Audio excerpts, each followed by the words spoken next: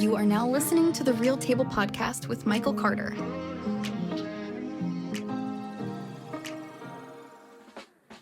Welcome back to another episode of the Real Table Podcast with your host, Michael Carter, and it's just great to be back. I feel like I'm in somewhat of a groove now. Still in the transition of moving to Columbus, Ohio, but it feels just a little bit better that I get to just do the podcast. It makes my weeks feel a little bit more fuller, I guess I should say. But as always, it's just great to be back. I'm really excited about this episode. We're counting down the days till May, guys. May. Memorial Day weekend. Is it Memorial Day weekend? It is Memorial Day weekend. Mission Impossible. The Final Reckoning. I mean, like, there's nothing to say about it. There's not much to say about it. It's Mission Impossible, The Final Reckoning. May 23rd, 2025. Again, next month. I'm counting down the days to this movie. It's crazy. I feel like with the Mission Impossible movies, and it's funny. I've met somebody for the first time that said that they didn't like the movies. They're like, it's the same thing over and over. And I'm like, yes, that's right. Like it is the same thing over and over, but like it's how they do it, right? That's my thing with the Mission Impossible movies. They're doing something different each time. Yes, it's a stunt. It's about saving the world and stopping, something from going completely wrong. Like I get it, but I don't know, dog. I think like Mission Impossible, out of most of the action movie franchises that exist right now, it is doing the most different. It is being more unique than a lot of the action movies that we get today. So I can't wait to talk about not just the one that we're going to talk about today, but to talk about the rest of them, to revisit the rest of them. I'm looking forward to see if my rankings change on these movies because right now, as we prep and as we look to the next Mission Impossible, to the Final Reckoning, a lot of people are putting out their rankings, and it's just interesting to see how people have viewed these movies and where they sit. But my ranking, let's do that right now. I actually wasn't going to do this, but it makes sense to do this for the first episode as we do this rewatch. I'm going to give you my rankings. And then we're going to revisit this. We're going to revisit these rankings with the final film. And then I can come back and go, actually we'll revisit it when we watch Dead Reckoning. And then we'll rethink it once we've watched Final Reckoning to see if there's where Final Reckoning fits in all those movies. And I'm interested to see if my rankings change. So Mission Impossible Fallout is the top ranking for me. Mission Impossible Fallout. Mission Impossible Rogue Nation. That's number 2. Number 3 is Mission Impossible Ghost Protocol. Number 4 is Mission Impossible Dead Reckoning. Number 5 is Mission Impossible, the one we're talking about today. And then the 6th, Mission Impossible 3. And then the 7th is Mission Impossible 2. So I'm excited to see how this all unravels for me, because I've seen Fallout recently. I feel like Rogue Nation I've watched in the last couple years. Even Ghost Protocol I've watched within the past few years. But I'm excited to see how these rankings do and like if it shifts for me. So I encourage you to, if you're listening to this, if you've never seen Mission Impossible, come along on this adventure with me. We're going to talk about these movies, and I'm excited. And I'm hoping to get more people on in the coming weeks. I've already been having some conversations. Wasn't able to get anybody on for this one, but I'm having some conversations, and we're hoping as we continue to go on, I'm going to get more people on here and get their opinions and get their thoughts as we look towards Mission Impossible, the Final Reckoning. Okay, but before we get into Mission Impossible, the Final Reckoning, which by the way has a new trailer, we'll talk a little bit about that new trailer. We got other stuff to talk about as always on this podcast. Like, it's not just the movie we're talking about. We got news to talk about. We got other things to talk about. Minecraft Minecraft, guys. Minecraft. I'm not a gamer. I play video games. I never really played Minecraft. I grew up when Minecraft came out and when people were playing it and it was getting big. Like Minecraft has always, I guess since I've grown up, Minecraft has always been big. But the Minecraft movie, when I first saw the trailer for it, I'm like, man, it could be fun. It could be wacky and fun. And so the reviews come out from last week's movie, and I'm like, oh, so this is exactly, I'm not saying exactly what I thought, but this is how I pictured the movie could go. Like it was either going to be one of those funny, sneaky, unexpected, good time movies, or it was going to be one of those movies that people just hate and it's horrible. And most of the reviews seem very mixed to negative, but that's not stopping people from going to see it. Minecraft had the third biggest opening of any Warner Brothers film, if I'm not mistaken. Third biggest opening, beating out Barbie for debut weekend, 163 million. And guys, guess what the budget is? I like talking budget sometimes, but this is what the budget was. The budget was $150. $150 million, excuse me, not $150. That is a cheap movie, and that'd be a crappy movie. $150 million was the budget. It hit 163 million in the first weekend. Right?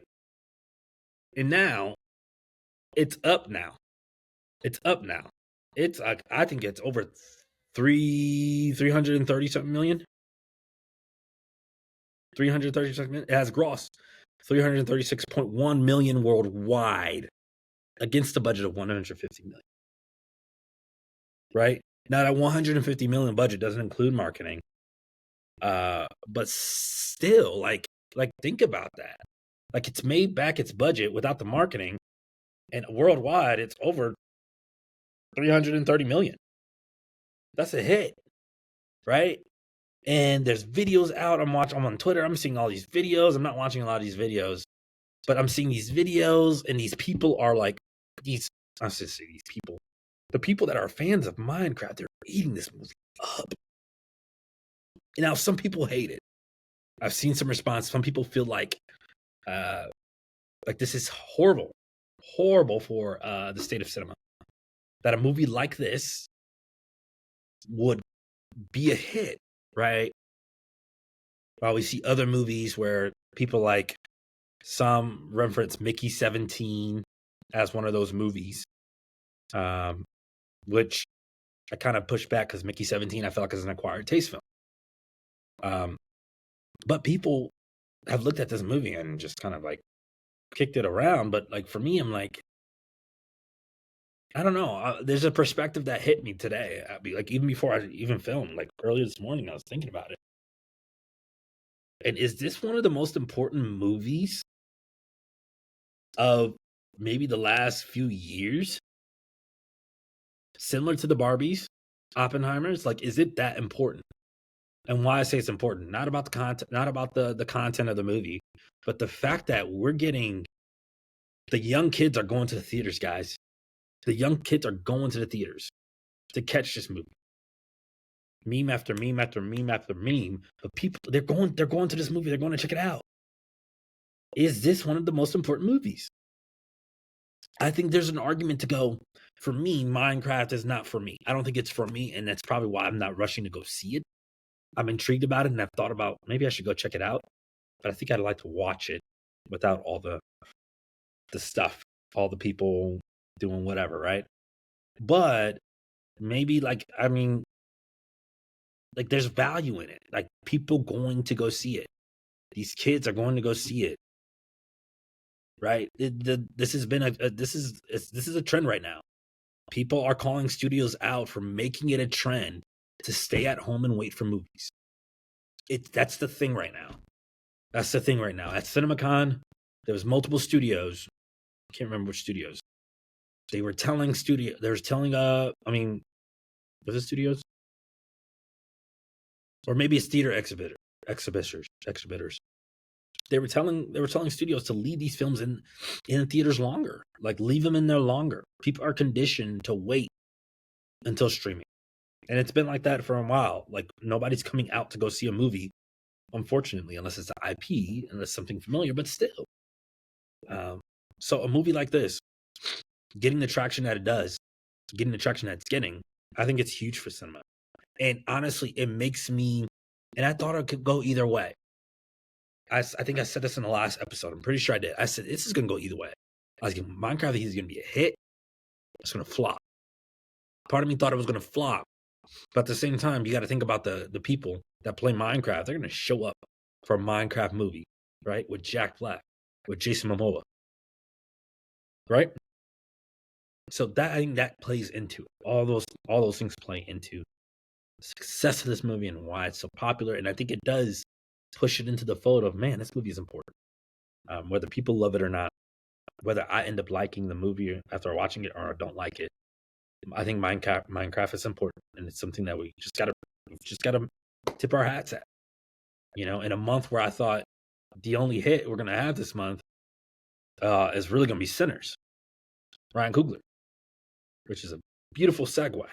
Sinners with Ryan Coogler, which right now critics are raving about the Ryan Coogler, Michael B. Jordan led film. They're raving about it. It's a horror. I think there's some sexy romance. I read about it, but like it's horror, and it's like apparently it's really good. And Michael, I mean, again, not Michael B. Jordan, but obviously Michael B. Jordan, he's great. But Ryan Coogler is just Ryan Coogler. He's got magic on his fingertips. One of the best filmmakers in Hollywood, right? I love that he, you know, I don't think he's done anything that, and he said this in an article on from Deadline. He hasn't done anything that felt like it was his in a long time, right? Fruitvale felt like it was something that he could mold and he could work with, you know. Creed was basically Sly Stone's world. Sylvester Stallone, that was his world, you know. Black Panther, given creativity, some freedom of creativity in there, but it was still like a Marvel-based film. Sinners it's completely original, which, by the way, I can't say it loud enough, you know, for people that are like disappointed with Minecraft and stuff like that. If you don't like horror, I get it, but like if you are a person that wants to see movies and wants to show up, go show up for Sinners, go show up for Ryan Coogler, go show up for Michael B. Jordan, go show up for an original film that multiple studios fought hard to get. And it sounds like for Warner Brothers, it's really going to pay off because it sounds like it's a winner. I think it's Warner Brothers. Or no, wait, I want to say it's Universal. No, it's Warner Brothers. Warner Brothers might have 2 hits on their hands. This might be the month for Warner Brothers. Big time. Big time. Right? So, I'm telling you, the reviews and the reactions they're high. You know, I always have to mention reactions to get people, because I know a lot of people are tentative to get back into the theater or go to the theater or not. But like the reactions for this movie, man, like the things that I'm seeing, I'm going, oh, right. And this is expected with Ryan Coogler. We know Ryan Coogler. Ryan Coogler does not miss. I think Black Panther: Wakanda Forever is probably his weakest film. I think it's probably his weakest film, but beyond that, he doesn't miss. Ryan doesn't miss. So, Sinners, that's April 18th. April 18th. Go support an original film. Michael B. Jordan, right? Haley Steinfeld is up in there, right? Like solid casting, and it looks really good too. So go check that out on the biggest screen that you can find. April 18th.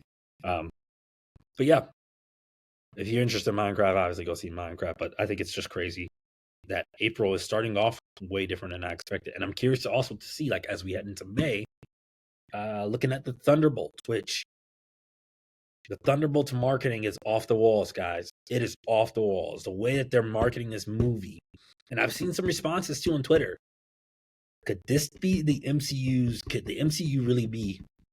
Could they be back with this movie? Is this the movie that's going to really push us into these Avenger films, right? I think Fantastic Four is going to do really, really well. I have high expectations for that movie. I think it's going to do really well. The way that they're marketing the Thunderbolts right now, and the way they're prepping us going to May, I haven't seen all these clips, but I've been seeing the reactions, and I've also been reacting myself to some of the posters and the promo that I've been seeing, and I'm like, man, is Marvel's really confident in this? I feel like the marketing for this is different than Captain America, right? I feel like they really think they have something with this. So we're gonna keep an eye on that on Thunderbolts. That's early May. That's like May, I think 1st, if I'm not mistaken. May 1st. May 2nd. May 2nd. So I'm really intrigued by that. I'm really intrigued. Solid casting, obviously. Florence Pugh, David Harbour, Sebastian Stan, Wyatt Russell. I think it's gonna be good. I think it's gonna be good. But I'm holding everything to my chest right now because I mean, like, how many Marvel movies have we seen? And not even just Marvel movies. I won't even put that on Marvel. I think in general we've seen movies with great trailers. Some of us, depending on how you feel about them, and then you go, not that good, right? So the marketing has been good. Ever since I saw the first trailer for Thunderbolts, I thought this is uniquely, the tone feels a little bit more grittier. Obviously, it's going to be PG-13, it's not going to be rated R, but like it feels like this could be a really cool movie, right? Because when this was announced, the comparison easily goes to Suicide Squad, and I can see why. Makes sense. But this feels different than Suicide Squad. It feels like it's going to be its own thing. And I'm curious to see how it plays out in the world, because a lot of these characters are supposed to show up in the Avengers Doomsday movie. So it's going to be interesting. Again, all these next few movies, if you've fallen off on the Marvel game, if you've fallen off, and there's no shame in that, I get it. A lot of tension there in that world. If you've fallen off, I think now, like I've told my wife, now is the time to get back on track. Because I think what they could do, and again, we will have to see. I think the multiverse saga for me has been mediocre all over. But watching the Thunderbolts, right? Watching Fantastic Four, as we lead up to these movies, as we watch these movies leading up to these Avengers movies, could Marvel really return to its stride, right? Could they return to its stride, kind of wrapping up this disconjointed multiverse saga to give us an ending that we did not expect? Let's watch for that, all right? Let's watch for that. So, Sinners, April 18th. Thunderbolts, May 2nd, right? Big movies. Stay tuned for that. Obviously, as always on this podcast, we're covering all that stuff. All right. Mission Impossible.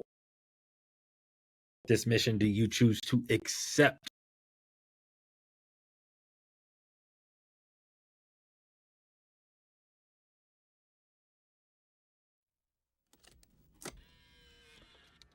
Good morning, Mr. Phelps. This is your mission should you choose to accept it. Should you or any member of your IM force be caught or killed, the Secretary will disavow all knowledge of your actions. Ethan Hunt will be your point man as usual. Good luck, Jim.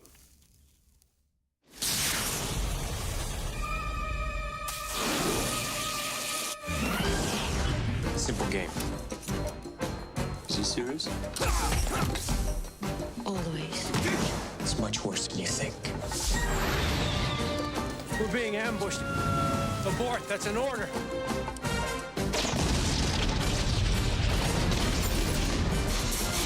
They knew we were coming. Do you read me? I don't care how he did it. I want to know why he did it. You're worried about me. Why you survived. I'm sure we can find something I have that you need. No one sent me. These guys are trained to be ghosts. Let's not waste time chasing after him. Just make him come to us. Find something that's personally important to him, and you squeeze.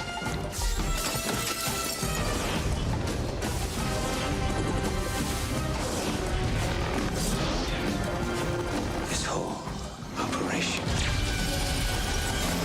was a decoy. I can understand you're very upset. You've never seen me very upset. This tape will self-destruct in 5 seconds.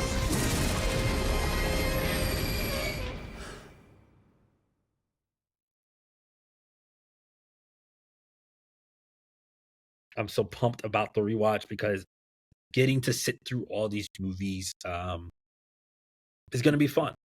And I think I realized that after watching MI1, just because you can really tell the measure of a movie, in my opinion. And obviously, as always, it's always subjective. You can tell a measure of a movie just by how it ends up lasting. Its longevity. That's a better word. The longevity of a movie. Its impact. Can you go back to it? Does it feel right? Does it not feel right? I think a measure of a film is based off of time. I really do. And that's why you look at some of those Back to the Futures, Jaws, A New Hope, right? You look at some of those movies and you go, it is nostalgia, I think, to a certain extent. But I think there is a sense of, when you let time do its thing, does this movie hold up for people, right? I didn't grow up. I don't think I've grown up watching Mission Impossible 1. I didn't grow up watching that film. I might have seen it when I was younger, but I could not recall. Now, as I grew up, I went back and watched it. I think this was before Mission Impossible Fallout. Maybe a little bit before Rogue Nation, maybe. I remember going back and watching that. Right, I had to be like maybe in high school at the time, and knowing, or not only knowing, but feeling that this movie was pretty solid. Right? I won't say my feelings on 2. Actually, I can say my feelings on 2. I gave it a ranking. It's a bottom ranking.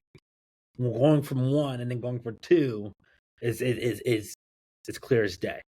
I can't wait to get to 2 because I really want to rewatch this movie, because I've seen responses of people go, Mission Impossible 2 is misunderstood. And I go, no, it's not. Mission Impossible 2 sucks. It outright sucks. When you go from 1 and you go for 2, right? I think 2 fits its time, fits its era for action flicks, for that era of film and movies. Trying to be cool and slick with that early 2000s feel, but the movie ends up completely sucking, right? But Mission Impossible 1, I always remember it being solid. Watched it with my now wife. We watched it, and I go, this movie's legit. And I think that was maybe a year and a half ago. So this movie feels kind of familiar in a sense, but it was also, I'm like, okay, I can't remember. I can't quite remember what happens until I do remember what happens. But after going through MI1, and I think this is, it still holds up almost 30 years later, 30 years next year, in 2026. So there'll be 30 years, but 29 years later, like, this movie it really holds really good value, right? Coming from an era, I think the only thing you really had was I think the James Bond franchise was the true mark of spy film right now, right? James Bond had been existing for some years now at this point. But Mission Impossible, I think, kind of flipped it upside down, right?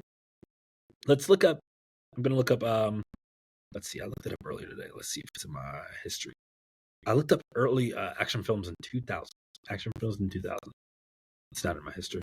Okay. Action films or spy films. Let's just say spy, not even action films. Spy movies, early 2000s, or not early 2000s. Let's go 90s.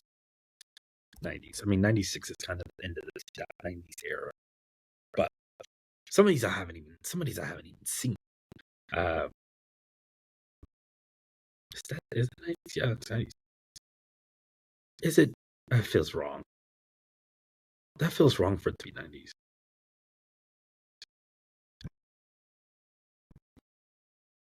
It's GoldenEye 90s? I don't think it's 90s. That feels wrong. Oh, it is 90s. It's 95. Excuse me. All right, Google knows what it's talking about. Okay. Right, GoldenEye, I think that'd be the only movie I could forefront. That one movie that's like, man, you know it, right? You know of it. There's The Peacemaker with George Clooney and Nicole Kidman. I've never seen that. It looks like a movie called The Saint with Val Kilmer. Haven't seen that. Austin Powers. which is a spoof of 1960s spy films. So that movie too was different for its time, making fun of being a spy in a sense. Michael Myers in right there. Ronin, I think that has Robert De Niro in it. Stellan Skarsgård. Let's see, True Lies with Arnold Schwarzenegger. The Russian House with Sean Connery. Very familiar to that world. If Looks Could Kill. And then The World Is Not Enough. It looks like another James Bond movie. Right? And then you got Mission Impossible, which came out in 96, right? So you have these slew of this is like the Spy Hard. Is that spoofed? That looks like that's also a spoof movie. Yeah, that looks like it's a spoof movie. Or at least a comedy, at least. Like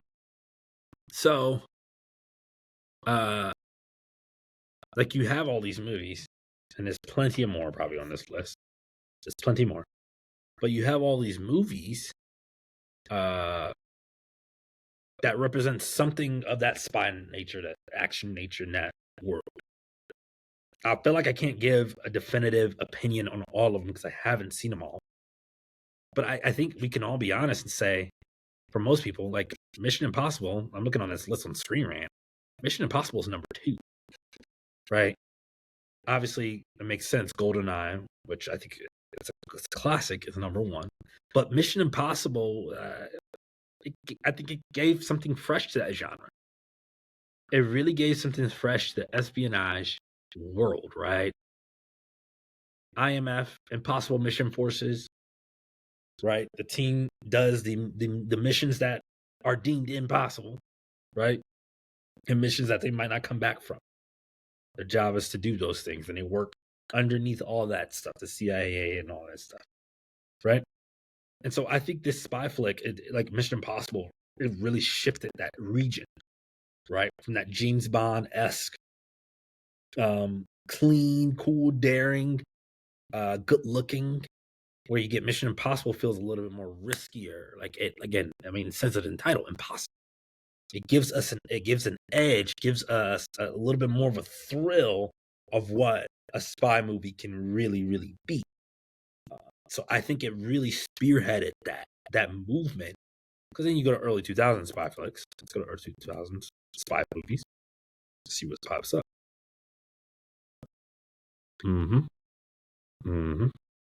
Because that's when you get the Bourne Identity, which comes out in 2002, right? You get the Bourne Identity. Let's see, Bourne Identity. You get the Mr. and Mrs. Smith films, right? Obviously, we get more Mission Impossible as the time goes on, but like you get all these other films, like you get even kid action movies, spy action flicks and stuff that I feel like in some sense it was inspired by Mission Impossible, but I feel like Mission Impossible definitely plays a role in culture's way of identifying spy flicks, right? James Bond, I think, will always, in some instance, always be a big foundation of spy flicks and what you can do with spy films. But I think Mission Impossible definitely created a whole new vision of what this spy field can be like, right? So definitely throw about spy flick, uniquely different from the rest of the franchise, which it's going to be fun again to do this rewatching. You can go back and go, this is how these movies are different. I felt like when the franchise first started, again, they didn't realize what it was and how it could be, and it was different, right? You got different directors for Mission Impossible 1 into Mission Impossible 2 into Mission Impossible 3. You've got 3 different directors, which is fine, right? The movie can exist with different visionaries and different directors doing it. That's like, I mean, James Bond has done that, right? But they start to find their mold in Mission Impossible 4, which we'll get there. But they start to understand what they want to do with the franchise and where we end up ultimately for me. But this movie feels very clean. It feels straight to the point. It feels like it does have its twist. It does have its thrills, but it feels like it's very simple, right? And I think that's why the movie for me works so well 29 years later, is that it is a simple spy flick, right? It gives Tom Cruise something really cool to work with. It gets him depth as a character. He has somewhere to go. He doesn't have to be this cool, smoldering guy, right? He obviously is cool, but he has to deal with so much in navigating this space that he's never navigated before, right? And so we see that over the course of the whole film, right? Film starts with a mission, and that gives us an idea of how this is going to go. We're on the edge of our seats in this mission as the film starts, and we kind of get an understanding that on this Prague mission, we understand where it's kind of go, right? They end up completing this mission, and it's like the thrill of it, right? Of Claire, I think Claire almost dies. And Ethan kind of saves her. And then you kind of go, okay, this is how this movie's going to go. And it starts with the iconic theme, which, by the way, again, when I say like it into culture and into film history, like Mission Impossible, when it comes to themes and movie themes that it has one of the most iconic themes. And it has one of the most iconic things of all time.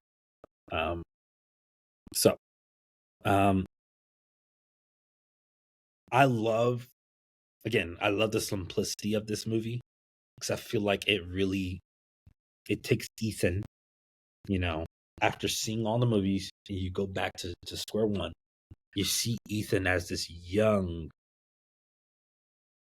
unassuming, I don't want to say unassuming, he's just young and not super knowledgeable about a lot of things, right?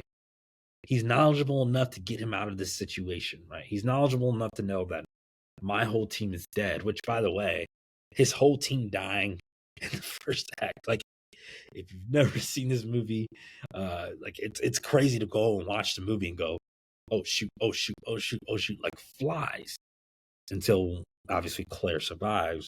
But to see how he kind of handled that, he's scared. The IMF doesn't trust him. They think he's this guy named Max or Job or whoever. They think he's this person that's this mole, I should say. They think he's this mole, which is basically Job. And so Ethan just has to deal with all this stuff. And it's like, when you see this, I go, oh, mission. I'm like, oh, and if this is Fallout, Ethan Hunt, if this is the Ethan Hunt from Fallout, Ethan from Fallout has dealt with this. He knows how to deal with this stuff, right? He's been through this. It's fine. It's easy. I won't say it's easy, but Ethan knows how to do what he needs to do. And that's also, again, interesting to watch the character progression and to think about how he's starting off and to see the emotion of Tom Cruise in this film.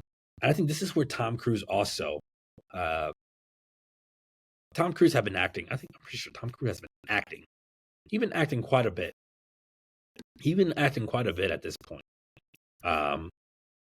Let's look at his filmography. He had been acting quite a bit at this point, because I feel like Mission Impossible wasn't his first film. It wasn't his first film.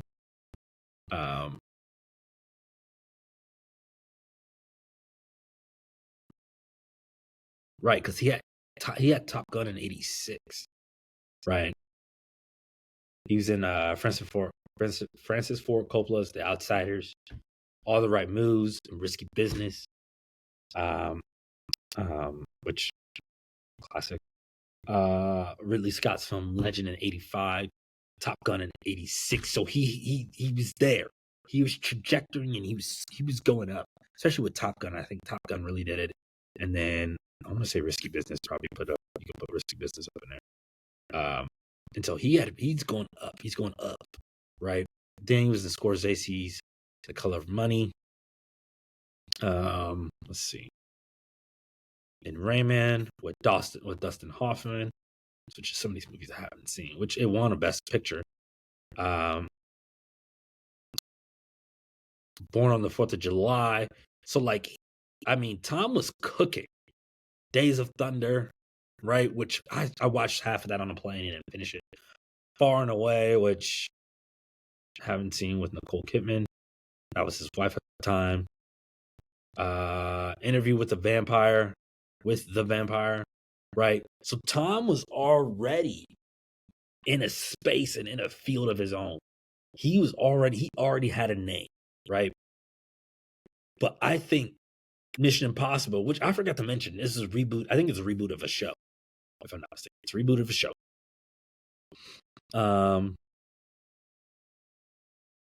This is where, I mean, he just starts going up. Like, Mission Impossible, I think, really sent him into a whole different space, different field. Because after Mission Impossible, let's see, Jerry Maguire. Actually, is that the same year? Same year, Jerry Maguire. Right? Same year where he was nominated Best Actor, right? Right? Which, oof. Tom is a hell of an actor. So Tom really, I mean, after years and years and years film after film, he's in this space where, man, he can act his butt off. And so he really brings a lot of emotion to this Ethan Hunt character that, again, for him, it's like, I've done this before, right? But now this is where he starts to action movie star in a sense, while also still being able to act, right? So the way he embodies this character is so unique, and I think it's so fitting for Tom's career, just from he's been acting in so many different kinds of films, and to put it together, it feels like this is a moment for him where, from the Top Gun to the Days of Thunder, to Rain Man, to All the Right Moves and Risky Business. It feels like this is this moment where it's like he's kind of putting these roles together, right? He's not always emotional in this film, not always super emotional, but there are emotional elements where he's being hunted. He can't trust anybody. His team just died, and he has to figure out who these people are, right? And this is also where you can see it closely, like he's tapping in to what Ethan Hunt is, right? We're gonna see that through this whole rewatch. Ethan Hunt, like how did Ethan Hunt's tenacity, his hunger, his drive to make sure to see things through that are deemed impossible, to see them through, right? And so I think you see that spark where he gets his new team together, 2 more people to help him and Claire out. He gets these people together. He gets these guys together, which I'm going to run their names because you can't do this without running their names. Which Ving Rhames, known as Luther, who we've known Luther throughout multiple in my films. Luther, and then Franz Krieger, right? And so these are the guys that are really going to help him make this thing go. And, Luther's looking at him like, dude, this is impossible. This feels like impossible. We got to break into the IMF. This seems impossible. And then Ethan's like, it's not impossible, right? And you kind of see that too in the opening scene where he's talking to his team before most of them are gone. He's talking to his team, and he seems like Ethan Hunt already has this swagger, already has this coolness about him. But you see it even more when they're like, this is impossible. Like, right? 2 disavowed IMF agents, and they're like, this is impossible. And then Ethan's like, I know he can do it. Right? And we see how that sparks and how that grows him into the Ethan Hunt that we're going to see in these later films. So I love it so much. And also the stunt scenes, the action sequences are pretty stellar. Ethan, like the whole beginning, thinking about the time where they're on this mission, his team just starts dying. Jack Harmon, aka Emilio Estevez, who plays him, Jack Harmon, the first one to die. That's when things are like, okay, things are just about to get weird. And there's this weird tension, right? And then one by one, they all start dying, right? And then Jim Phelps, who's basically the team leader for Ethan's team, the leader, he's telling Ethan to abort. He's telling Ethan to abort. We're being attacked. We're being ambushed. They know that he's like, we gotta abort. And he doesn't abort. Right? Ethan doesn't abort, and the tension is mounting, and we're like, what's happening? What's going on? And all of them left one by one. All his team just starts dying. And then Ethan flees, gets away, and he goes to a phone booth to contact IMF, and he's like, all my team are dead, all my team are dead. And then head of the IMF, what's his name? The director of the IMF, Eugene Kittredge, which we'll see later on in some of the later films. Kittredge meets Ethan, and that's where this tension also kind of grows, because Kittredge thinks that Ethan is the mole, is the guy, mostly because there's been some money that's been wired to Ethan's family account, and he's like, he thinks Ethan's the guy. Ethan's the mole. Ethan survived all this. Ethan's the mole. And then the way Ethan evades all of this, just to get away. And that's kind of how, like, it just, again, it's moments like that where I'm like, this movie really, really rocks with the tension. Like, yes, it's a movie made in 96, but the tension of his teammates dying, and to him meeting Kittredge, and to him escaping Kittredge, right? That whole tension is beautiful, beautifully done. But it gets even better, which the iconic scene.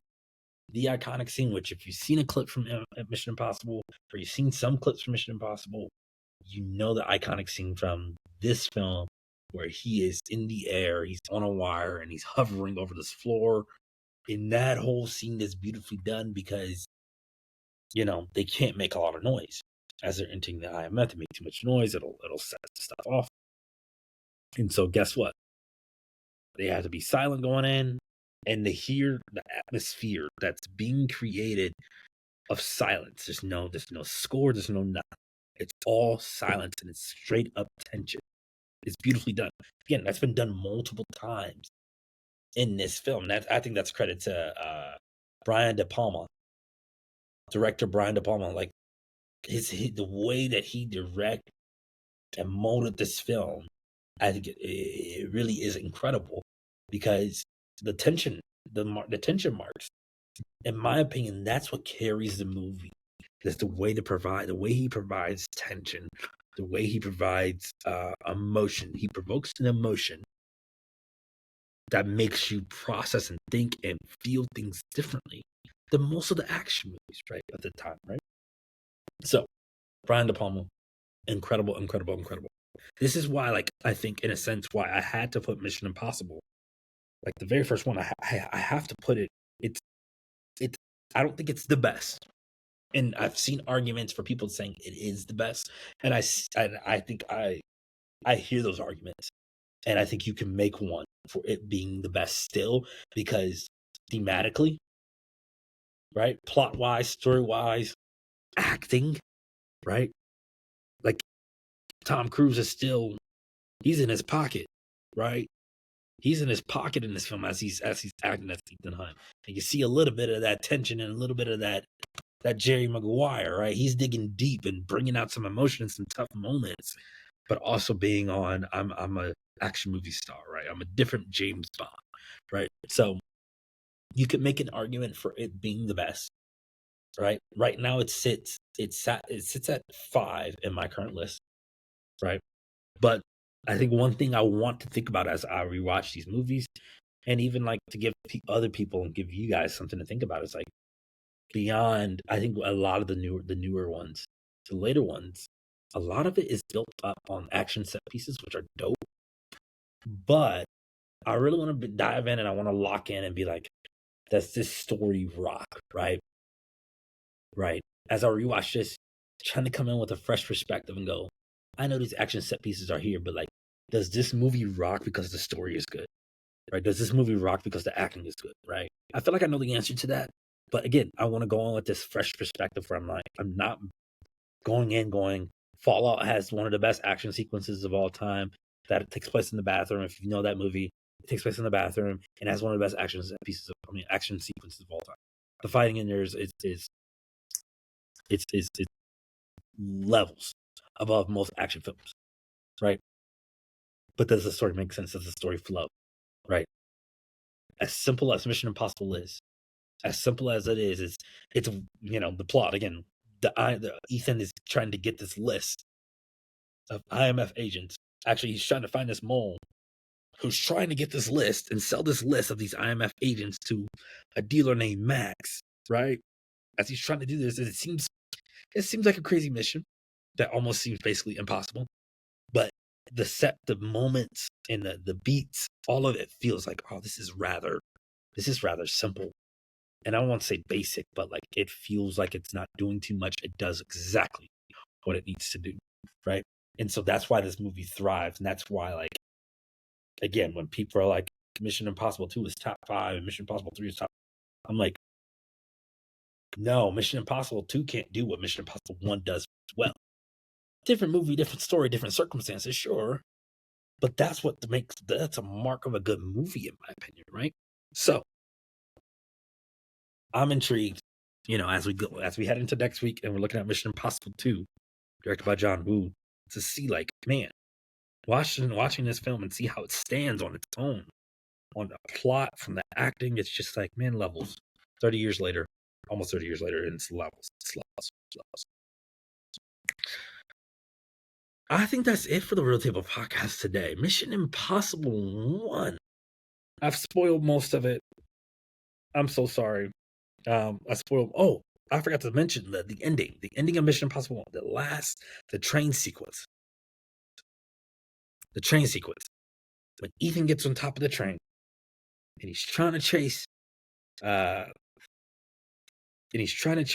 what's his name? Phelps. And he's trying to chase Phelps. The lack of music, again, it's another moment where it's like the tension there. Ethan doesn't have any equipment. He doesn't have what he needs to even crawl and move on this train, because this train is going miles an hour, 100 miles an hour, right? Or probably over 100. And Ethan, literally, if he doesn't hold on, he could fly off. And so as he's trying to chase Phelps, he's stuck, and then he catches up, and then he's on the side of the train, and then he has to pull himself up before getting hit by a train. Like, that sequence alone, masterclass. It's masterclass, right? I think that's why you can make an argument for it being in the top 5, it being in the top 3, it being the best Mission Impossible film, right? Not because, again, it has nothing to do with it being like the fact that it's 29 years old. It's the longevity. It's the moments of this film that make you go, dang, this stuff still rocks. This stuff still feels good. It's solid, right? The green screen isn't always correct. You recognize that because you know the context, you know the circumstances, right? 1996. But no matter what, the movie still holds up, which is all that matters, right? So that scene, it might be one of my favorites. I don't think it's my favorite. I don't know. Between that one and the sneaking in scene. Between those. Okay. Next week, Mission Impossible 2. Right? It's bottom of my list right now. Bottom of my list. Does it make it out? Doesn't make it out? We'll see. Mission Impossible 2. Right? Then after that, we go 3, 4, 5, 6, 7. Right? All the way up till the final reckoning, which I'm super excited about. But I'm just excited to work through these movies, hoping to have another guest on so we can talk about this movie and dive into it. Again, this one coming up is my least favorite, and I'm curious to see if that evolves. Right? Minecraft is out. If you're interested in that, go see Minecraft. Sinners next week. Again, I'm really pumped about Sinners. Sinners is next week. Is it next? Yeah, Sinners is next week. That's crazy. Sinners is next week. Wow. Sinners is next week. Pumped about that. The Amateur is out this weekend. I'm not high on it. Rami Malek, Reginald Brosnahan, John Berthenol, Lawrence Fishburne. I'm not high on it because I think Rami Malek he's in a weird space since winning an Oscar. I think he's playing the same character. It's about a brilliant CIA decoder whose world comes crashing down when his wife dies in a London terrorist attack. When his supervisors refuse to take action, his intelligence becomes the ultimate weapon as he embarks on a dangerous trip across the globe to track down those responsible. This feels like a character that Rami Malek has played before, a character that does not know how to be this cool, suave, cool secret agent. He plays this nerdy type of character, which we've seen before. I think that aspect has turned me off because I'm like, I've seen you play that character before, Rami, right? And again, I think he's in a weird spot post-Oscar. I think he's in a weird spot post-Oscar where he hasn't figured out how to get, I mean, there's a lot of stuff about Bohemian Rhapsody. There's a discussion about if he should have even won the Oscar for Bohemian Rhapsody. But since Bohemian Rhapsody, beyond, I think, No Time to Die, maybe, right? Rami Malek hasn't done anything worth it. Doolittle flopped. The Little Things was fine. Amsterdam flopped. Oppenheimer, but he did not play a huge role. He was minimal role, not a whole lot of screen time, right? So, again, and he's in the movie called Nuremberg, which is a historical drama, which will be interesting to see what that looks like. Directed by James Vanderbilt, starring Russell Crowe, Michael Shannon. That's due out. It looks like. Actually, it doesn't look like it has a release date yet. This TV, it's in post-production. So, to be announced on the date and year. But, like, Rami Malek hasn't done anything. Right? Rami Malek hasn't done, again, in my opinion, he's done some stuff, but he hasn't done anything. Right? And I know people have talked about, Ki Hui Kwan. For those of you who don't know that name, he's from Everything, Everywhere, All at Once. He plays Short Round in Indiana Jones and Temple of Doom in '84. People have talked about, I've seen some posts about him and about his post-Oscar trajectory, which is kind of mind-boggling because I'm like, if you look at Rami Malek, Rami hasn't done anything that's worth it, right? I mean, Ki Hu Kwan has done Kung Fu Panda 4 as a voice. The movie Love Hurts, which I didn't hear anything crazy about that. He did a voice in Electric State, and he's doing a voice in Zootopia 2. Zootopia 2 is going to be a hit. Not sure if it's going to be better than the first, but it's going to be a hit. So if anything, Kung Fu Panda 4 was also a hit, right? So you got Kung Fu Panda 4, and he's got Zootopia. He's got 2 hit films right there on there as well. Since Everything Everywhere All at Once, right? So I think it'll be interesting to see. Like, I'm hoping, like, this is where I need to see Hollywood give the same energy that they give to some of these other actors and actresses. I'm gonna pull the representation card and go, this is a guy that won an Oscar, and people say he's not a very good actor, and you can have your opinion on that type of stuff. I think at the end of the day, you have to respect the award, but I do think seeing other people get as much traction, get more traction than him is kind of annoying, a little annoying. So, that being said, and about Rami Malek and into this question, but Rami Malek in The Amateur that opens up this weekend. I think there might be one other film. Oh, Warfare, a war film, comes out this week. Directed by Declan O'Brien. Has a huge cast: Kid O'Connor, Will Poulter, Cosmo Jarvis, Joseph Quinn, Charles Melton's in this. Noah Centineo. Looks like it could be good. A surveillance mission goes wrong for a platoon of American Navy SEALs in an insurgent territory in Iraq. That comes out this weekend as well. So that'll be interesting to see how that does. Also, a faith-based film called The King of Kings, animated film, which honestly looks like it could be good.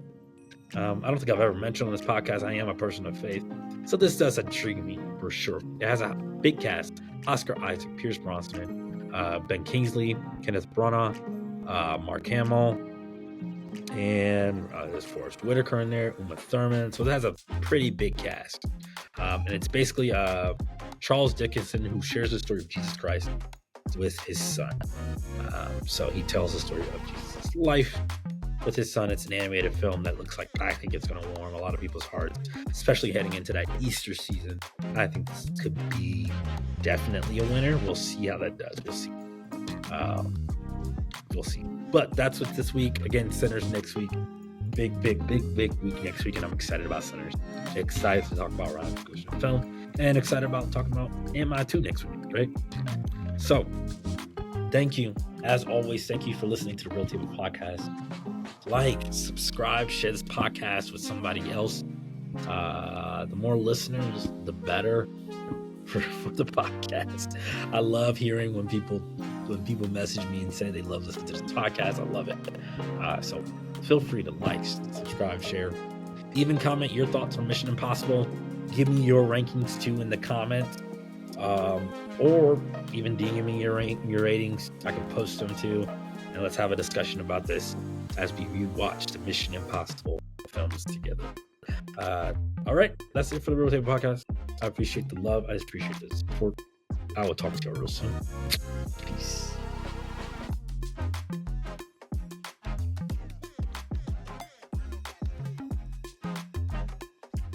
Once again, thank y'all so much for joining me today on the Real Table Podcast. Don't forget to like, subscribe, and even comment. I want to hear your thoughts and I want to hear your opinions. And don't forget to follow me on Instagram at The Real Table Pod and on Twitter at The Real Table. And don't forget to also check me out on therealtable.com for news, articles, and reviews. I will see y'all soon. Peace.